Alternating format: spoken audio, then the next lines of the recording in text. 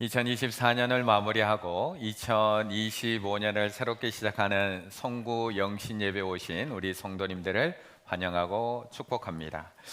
이렇게 소중한 시간 한 해를 돌아보며 감사함이 넘치고 또 새해를 바라보며 새로운 기대감과 희망이 막 떠올라야 되는데 올해는 유독 그런 마음이 조금은 적게 드는 것 같습니다. 지난 한 해를 돌아보면 우리 교회적으로는 창립 50주년을 맞아서 너무나 뜻깊은 한 해였지만 우리나라 안팎으로는 우리의 마음을 힘들게 하는 소식들로만 넘쳤던 것 같습니다.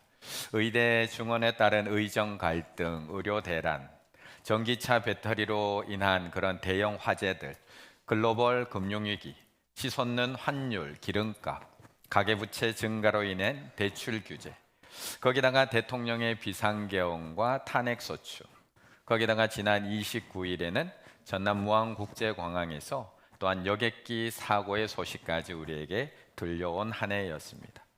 송구 영신 예배를 드리면서 무언가 새해에 대한 비전, 새해에 대한 희망을 말씀드려야 되는데 왜 한 해를 이렇게 돌아봤더니 왜 이렇게 힘든 일들만 많이 생각이 나는 걸까요?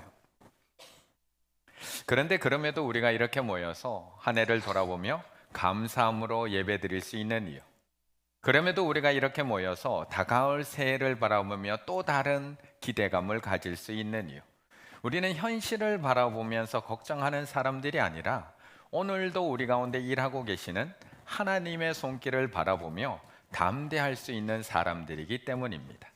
이런 수많은 어려움 속에서도 우리나라를 지금까지 지켜주신 하나님의 은혜가 새해에도 강한 오른손으로 우리나라를 붙들어 주실 줄로 믿습니다. 이런 혼란 속에서도 우리나라를 지금까지 인도해 주신 하나님께서 새해에도 이 모든 혼란들을 잠잠케 하시고 다시 새로운 대한민국으로 일으켜 세워주실 줄로 믿습니다. 그 하나님의 일하심을 기대하며 오늘은 하나님 앞에 영광의 박수로 오늘 예배를 시작하겠습니다. 한 번 더 인사 나누시겠습니다. 하나님은 오늘도 일하고 계십니다. 하나님은 오늘도 일하고 계십니다. 그런데 사실 우리가 눈에 보이는 적은 무섭지 않은 것처럼 눈에 보이는 위기는 사실 크게 두렵지 않습니다. 왜냐하면 그 위기 속에서 다들 그것을 예의주시하고 있고 긴장하고 있고 일이 터지면 어떻게 대처해야 되나 대처 방안을 고민하고 있기 때문에 그렇습니다. 그런데 진짜 무서운 것은 눈에 보이지 않는 위기입니다. 아무도 알아채지 못한 채 서서히 침몰하는 배, 마치 따뜻한 물속에서 서서히 죽어가는 이 개구리처럼 약한 불에 서서히 데워지는 개구리는 아무것도 모르는 채 서서히 죽어가기 때문에 그렇습니다. 어쩌면 지금 우리의 모습이 그럴지도 모르겠습니다. 어쩌면 서서히 믿음의 사람들이 사라져가고 있는 교회의 모습, 어쩌면 서서히 신앙을 잃어버리고 있는 하나님을 떠나가고 있는 우리의 자녀들의 모습, 우리 다음 세대의 모습, 어쩌면 우리는 세상을 보며 걱정하고 있지만 세상은 교회를 보며 걱정하고 있을지도 모르겠습니다. 1장 15절의 말씀을 같이 한번 읽겠습니다. 1장 15절입니다. 아시아에 있는 모든 사람이 나를 버린 이 일을 내가 아나니 그 중에는 부겔로와 허모게네도 있느니라. 아멘. 사실 바울은 최고의 전도자였습니다.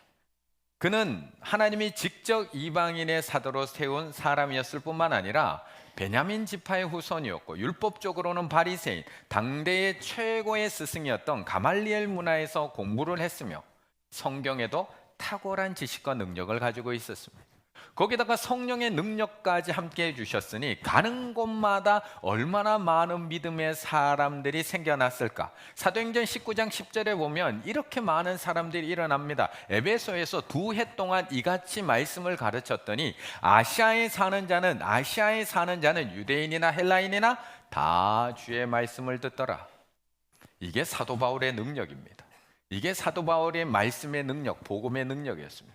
그런데 이렇게 사도 바울이 전한 복음을 듣고 감동을 해서 로마까지 따라간 사람들이 있었다는 겁니다. 로마까지 2700km나 되는 그 한 달이 넘는 거리를 따라간 사람들이 있었는데 그들이 다 어떻게 됐느냐? 오늘 15절, 아시아에 있는 모든 사람이 나를 버린 이 일을.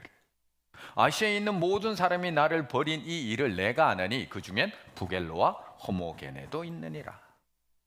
아니, 여자의 마음이 갈대라는 노래는 들어봤지만 여자의 마음은 뭐라고요?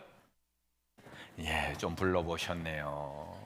여자의 마음이 갈대라는 노래는 들어봤지만 어떻게 믿음의 사람이 이렇게 한순간에 돌아설 수 있는 걸까요? 바울에게 처음 복음을 들을 때는 그렇게 마음이 뜨거워져서 감격하고 감동을 해서 2700km나 되는 그 거리를 한 달 넘도록 따라가서 로마까지 따라갔던 그 사람들인데 어떻게 끝까지 믿음을 지키지 못하고 어떻게 이렇게 하루아침에 바울을 버리고 아시아에 있는 모든 사람이 떠날 수가 있는 걸까? 디모데후서 1장 16절에는 지금 바울의 사정을 이렇게 얘기합니다. 내가 사슬에 매인 것을 부끄러워하지 아니하고, 내가 사슬에 매인 것을 부끄러워하지 아니하고. 지금 사도 바울은 로마 감옥에 사슬에 매여 있습니다. 바울을 따라 로마까지 그 먼 길을 따라갔던 교인들은 바울이 그곳에서 멋지게 복음을 전할 줄 알았습니다. 멋지게 능력을 베풀 줄 알고 따라갔습니다. 그런데 바울이 그곳에서 고난당하는 모습을 보고 실망하며 바울을 떠나기 시작합니다.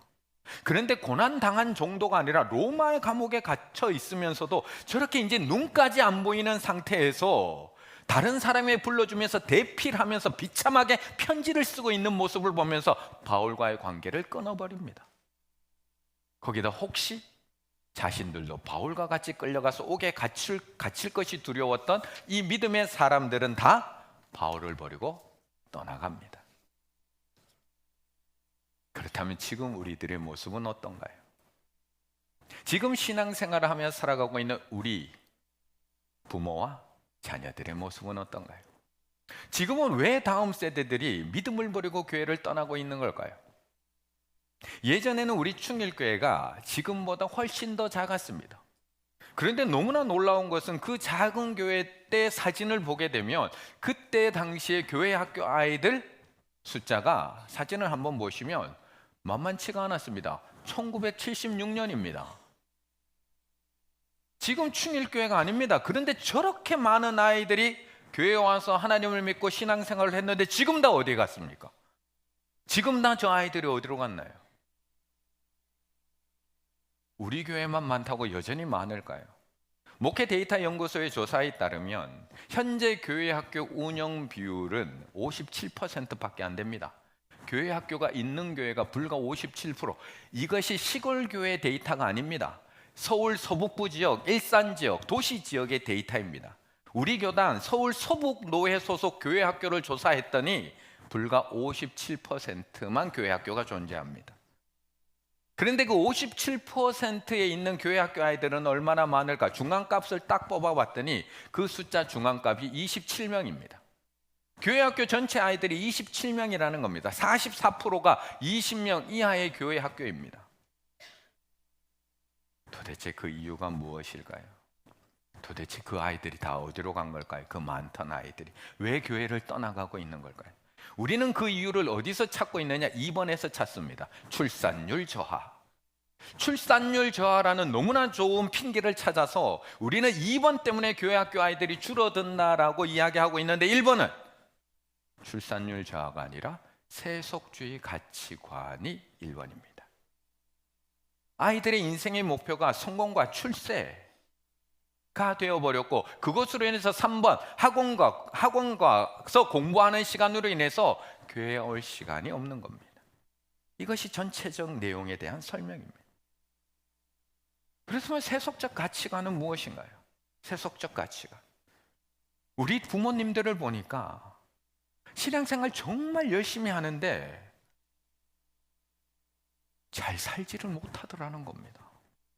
예수님 잘 믿으면 잘 살아야 되는데 도리어 우리 부모님들은 매일 기도하시고 매일 예배드리고 헌금도 그렇게 열심히 하시고 교회라는 봉사라는 봉사는 엄마 혼자 다 그렇게 하고 있음에도 불구하고 왜 우리 부모님이 병에 걸리고 왜 우리 집이 이렇게 가난하게 살아야 됩니까? 마치 바울을 따르던 아시아의 교인들이 바울이 감옥에 갇히는 모습을 보고 모두 바울을 떠나버리듯이 아이들도 교회를 떠나고 있습니다. 그럼 이제 우리들은 포기해야 되는 걸까요?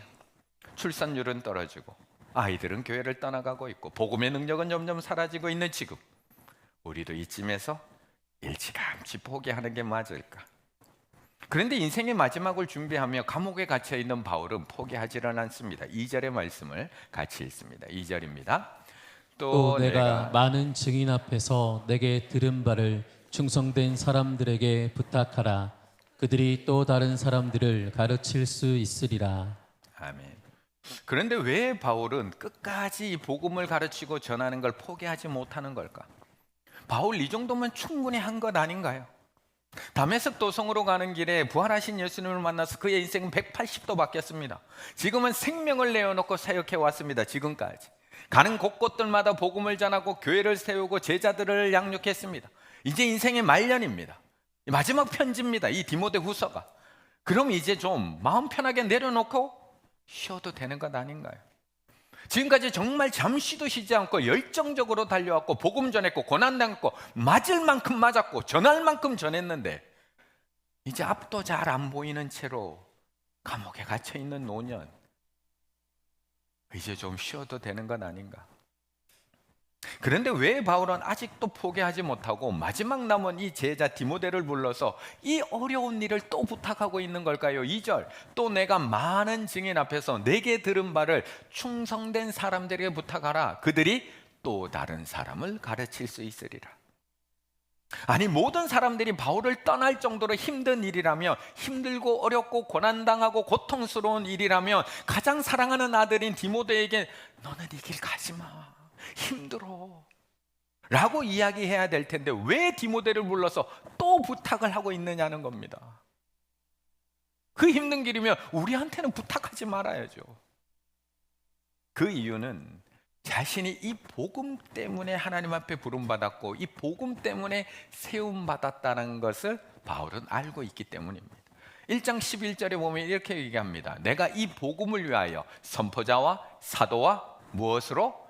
교사로 세움을 입었노니. 우리는 사도 바울이 단순히 복음 전도라고만 생각하고 있지만 바울은 복음을 위하여 때로는 선포자로, 때로는 증인된 사도로, 때로는 복음을 가르치는 교사로 세움받았다라는 것을 스스로 알고 있었다는 겁니다.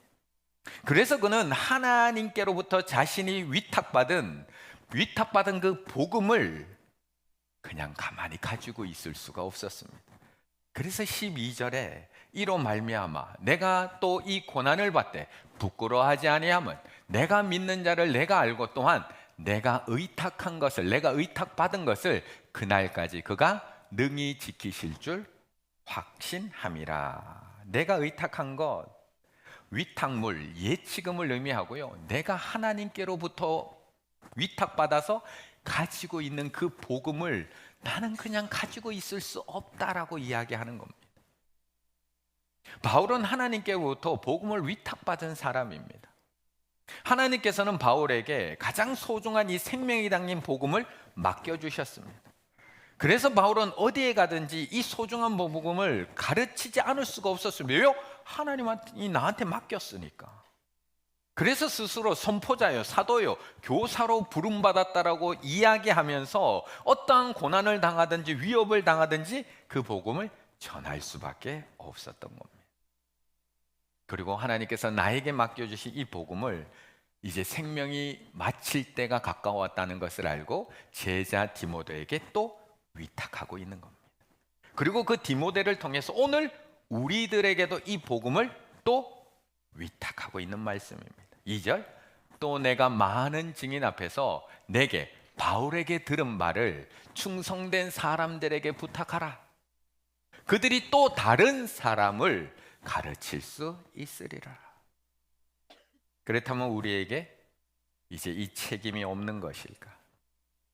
예수님이 제자들에게 위탁하신 복음, 예수님께서 부활하시면서 내가 너에게 분부한 모든 것을 가르쳐 지키게 하라고 명령하신 그 복음, 예수님이 바울에게 맡기신 그 소중한 위탁물, 바울을 통해서 디모데에게, 디모데를 통해서 충성된 사람들에게, 충성된 사람들에게 통해서 우리들에게 위탁하신 이 복음, 그럼 우리에게는 아무런 상관이 없는, 책임이 없는 복음일까? 1절의 말씀을 같이 읽습니다. 1절입니다. 내 아들아, 그러므로 너는 그리스도 예수 안에 있는 은혜 가운데서 강하고. 우리는 아이들의 신앙 교육은 교회에서 책임진다라고 생각하며 살아갑니다. 그래서 새 학년에 우리 아이들이 올라가려고 하게 되면 좋은 선생님 만나기를 기도합니다. 그 좋은 선생님을 통해서 우리 자녀들의 믿음의 교육이 잘 이루어지고 신앙의 보살핌 잘 받기를 원하는 게 우리들의 마음입니다.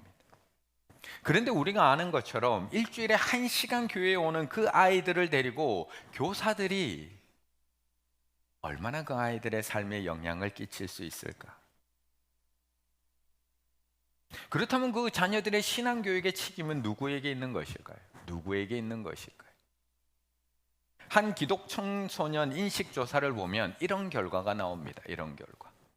청소년 시대, 코로나 시대 청소년 신앙 리포트에 보면 신앙교육에 가장 큰 영향을 미친 사람은 누구인가? 라는 게 나오는데 1위가 학부모 38.7%, 2위가 학생 자신, 3위가 누구라고요?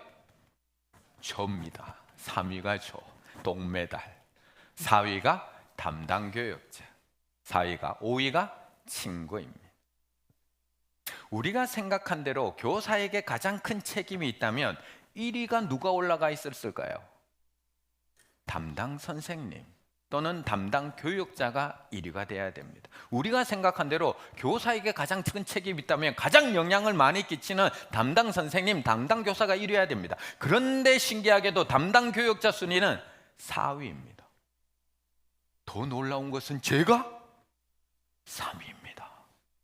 우리 아이들 중에 절반은 제 이름을 모를 텐데, 절반은 제 이름도 모를 텐데 신앙교육에 책임이 있는 3위가 저랍니다. 1위 학부모, 2위 학생 자신, 3위 담임 목사. 이것이 무엇을 말하고 있는 걸까요? 제가 더 관심을 가져야 된다는 걸까요? 한 책에서는 이 자료를 이렇게 이야기합니다. 원인은 부모님 때문이다. 부모는 가정에서 담임 목사 이야기를 참 많이 한다.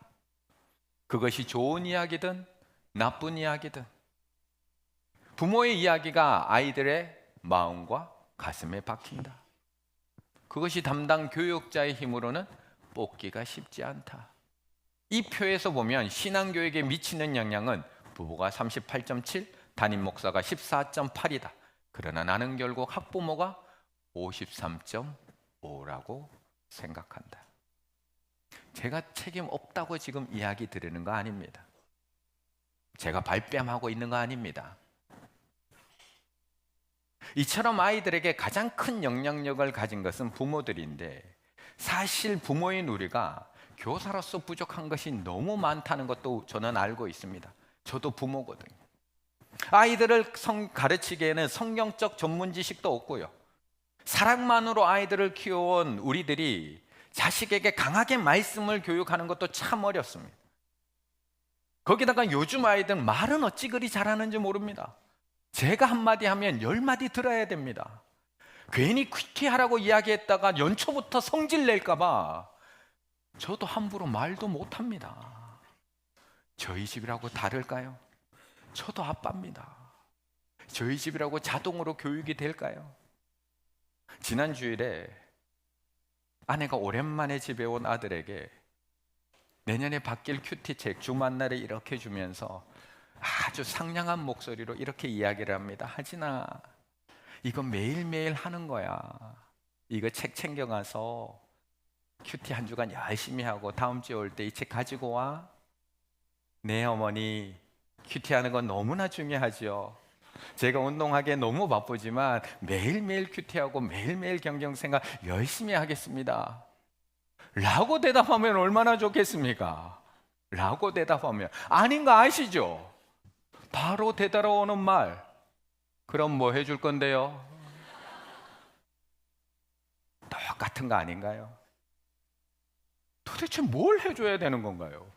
날 위해서 하는 것도 아닌데 도대체 뭘 해줘야지 큐티를 한다는 것일까? 결국 가지고 가긴 했지만 얼마나 해올지 걱정이 되는 건 마찬가지입니다.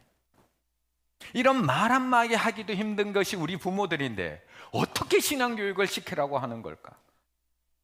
그래서 오늘 바울은 하나님께 받은 이 복음을 디모데에게 위탁을 하면서 이렇게 말씀하고 있는 겁니다. 내 아들아, 그러므로 너는 그리스도 예수 안에 있는 은혜 가운데서 강하고, 내 아들아, 그러므로 너는 그리스도 예수 안에 있는 은혜 가운데서 강하고. 그리고 우리들에게 오늘 자녀들을 어떻게 교육시켜야 될지 몰라서 고민하고 있는 우리들에게도 똑같은 말씀을 주고 계시는 겁니다. 내 아들아, 충일의 아들 부모들아, 그러므로 너는 그리스도 예수 안에 있는 은혜 가운데 강하고. 디모데도 우리처럼 그렇게 강하고 담대한 사람이 아니었습니다.